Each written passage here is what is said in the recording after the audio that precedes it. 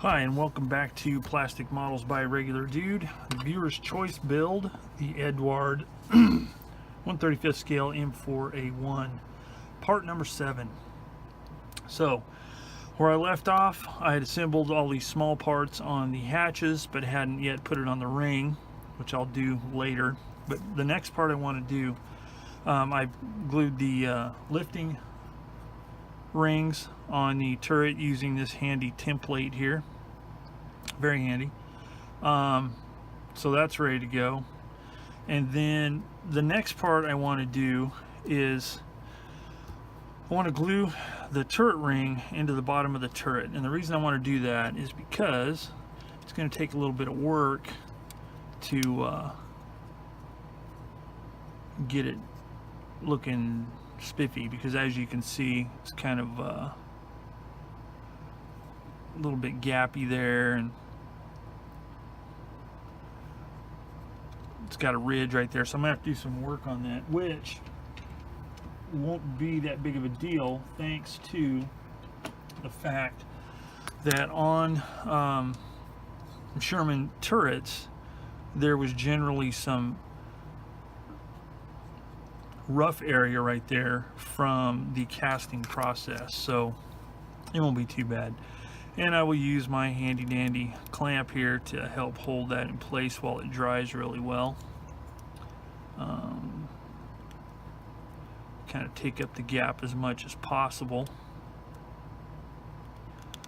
so it'll go like that. So anyway, so what I need to do is I need to get some cement going here. So I want to get this back part here really good first.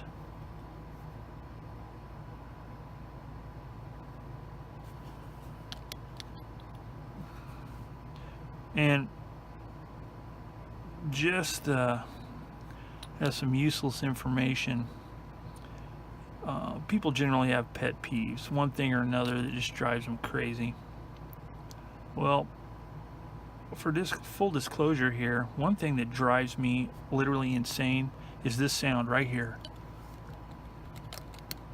The sound of a Tamiya lid clacking around on the bottleneck of Tamiya extra thin, for some crazy reason, just grates on my nerves.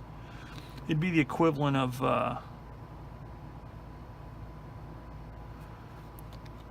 fingernails on a chalkboard for some people, which, by the way, doesn't bother me a bit. But that sound, I don't know what it is, drives me crazy. So that's just a little bit of worthless information for you. I may ask and give a quiz on that in the future sometime, just see how well you guys pay attention to these videos. I'm kidding. So anyway, we'll get this all cemented up in a spectacular fashion here.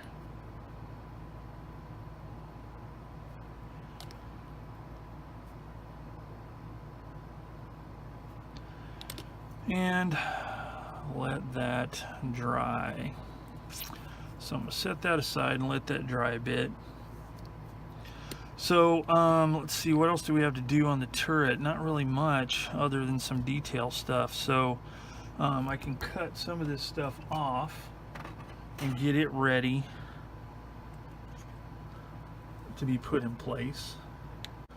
Okay, so I got the pistol port filled in, and I cleaned this up some, but I didn't get it too smooth, because in looking at some reference photos there is a noticeable seam right around the back here, so I wanted to leave that so it looks like the seam that's supposed to be there. So all I did was just I scraped it mostly smooth and then lightly ran one of my sponge sanders across it just to smooth out any sharp edges. So that part is done. So the next I need to do is I've got, where to go, C28 needs to be the other lifting eye needs to be installed on the front of the turret. So need to make sure that's smoothish.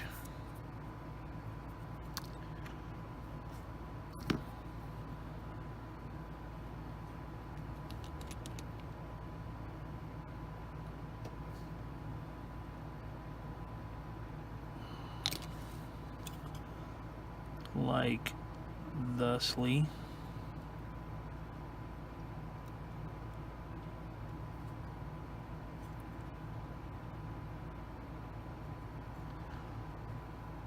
Okay, so we got that. Now I need to get another, let's see, I need parts D11, 2 of those, for the Periscope covers, and these 2 I'm going to actually have closed. Got them open on the hatches, but I'm going to have them closed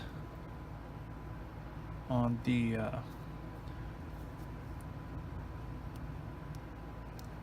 loader and gunners or cannoneer.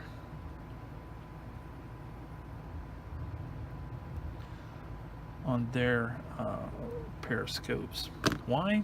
Because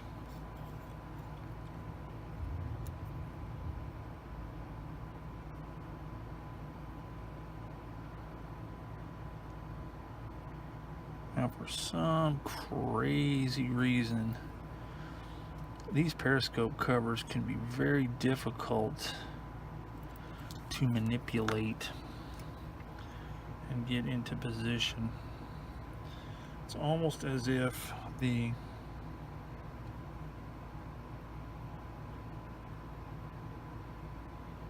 hinge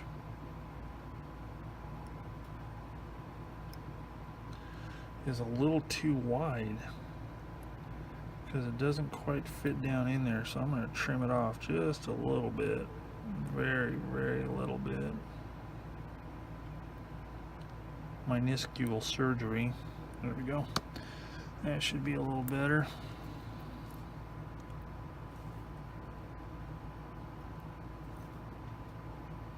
There we go. That's much better.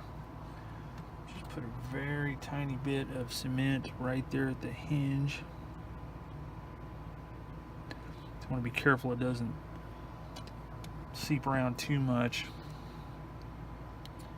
and make it look just like a lump instead of a cover. Let's test this one here. Okay, that one fits there, so we're good. Which is weird.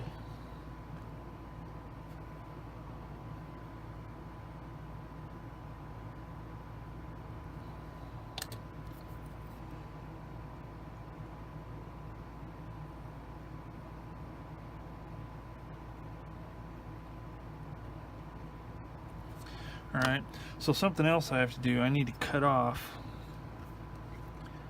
this here, and it shows that there as well, but that's not there, so all I have to do is just cut this off.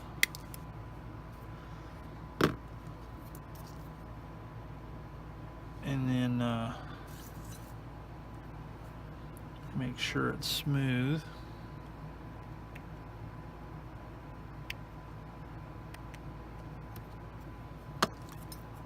Sand it just a little bit. Now, sometimes on Sherman tanks you will see people adding, and I've done it on one of my 1/48 scale Shermans, adding texture to the turret. Now this has texture to it and it's not real pronounced, but in looking at some of the photos of this particular time period of vehicle, it wasn't real super rough like some of them can be. So I am not going to add any extra texture. I actually show how I do that in my 1/48 scale Hobby Boss M4A1 kit, but I'm not going to do it on this one because it doesn't really call for it. Alright, so I need J12, which is the antenna base. Make sure that's cleaned up.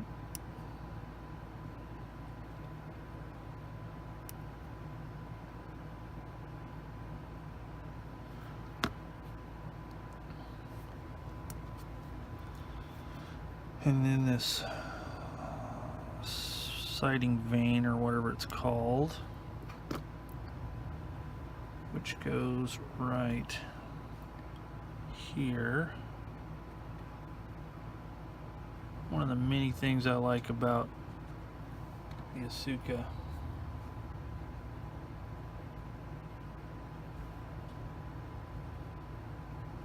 kits is the parts fit really well. I mean, that fits in there, friction fit very nicely, so it'll stay in place while you're putting the cement on it. Make sure it's whoa, getting all crazy. Oops. Make sure it's vertical.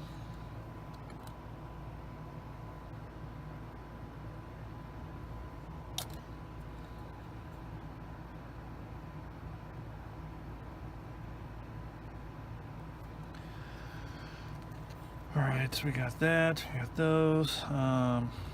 Let's go ahead and put the antenna mount in, or the antenna base, I should say.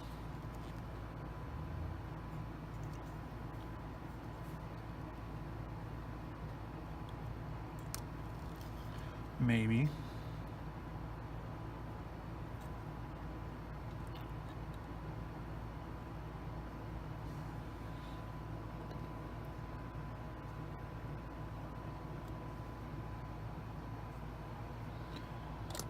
Can't see what I'm doing because of the way my light's set up.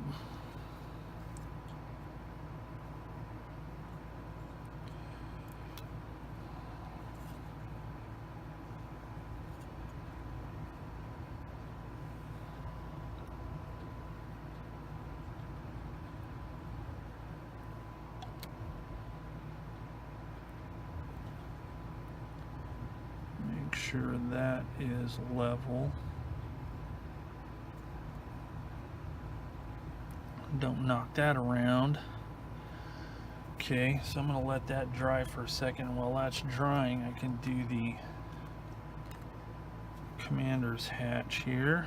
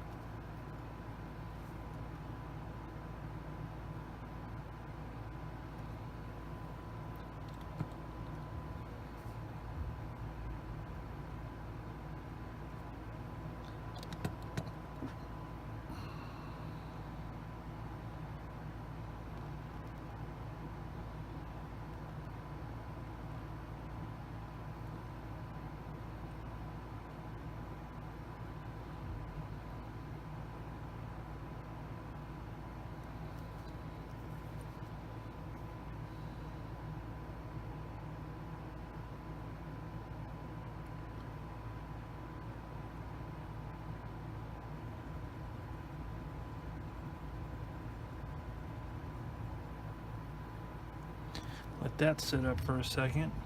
Okay, so the commander's hatch is in place.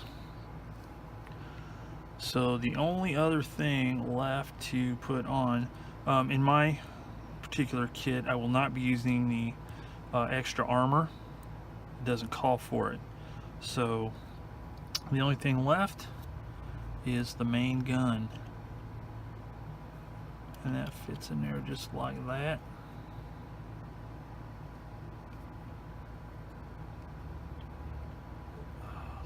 See if I can carefully hold this in place, and then I'll apply the cement from behind.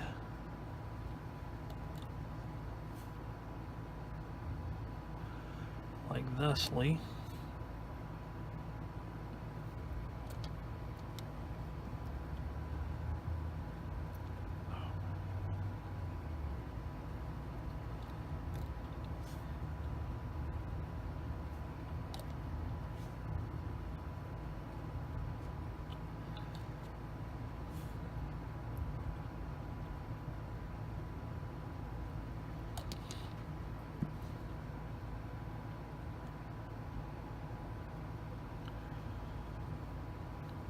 let that set up for a minute.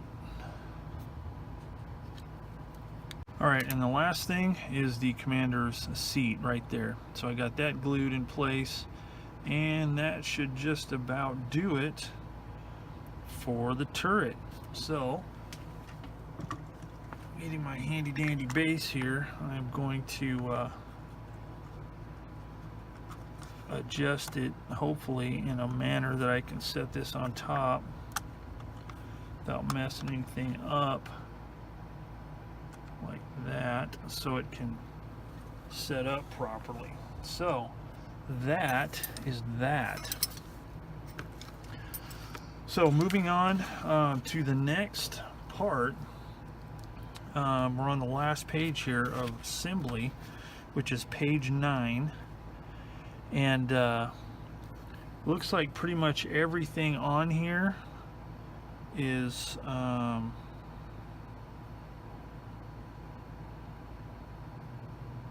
for A and C, or C only. So pretty much construction is done. The only thing I need to do is put these little plugs. These were plugs that were attached by a chain in a little cylinder on the side of the headlight guard, that when they pulled, if they had the headlights out for whatever reason, they could plug that hole to keep debris and water and everything else from getting in there.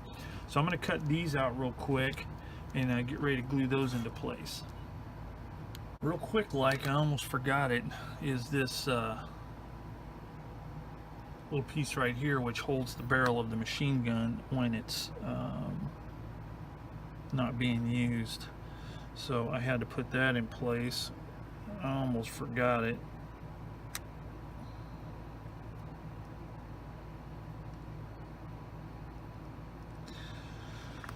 So there's that. Alrighty then. Alright, so I got the little fittings and chains installed here, and that pretty much finishes it up.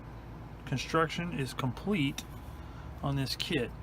So the next thing I'm going to do is start working on the tracks. However, the tracks I'm going to do as a separate video from this one.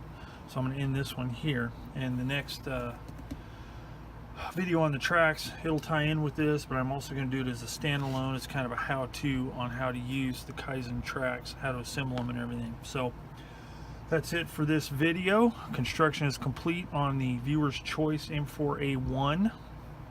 So stay tuned, and the next episode will be pertaining to the tracks. So if you have any questions, comments, hints, tips, etc., please put them in the comments below, and I'll get back to you as soon as I can.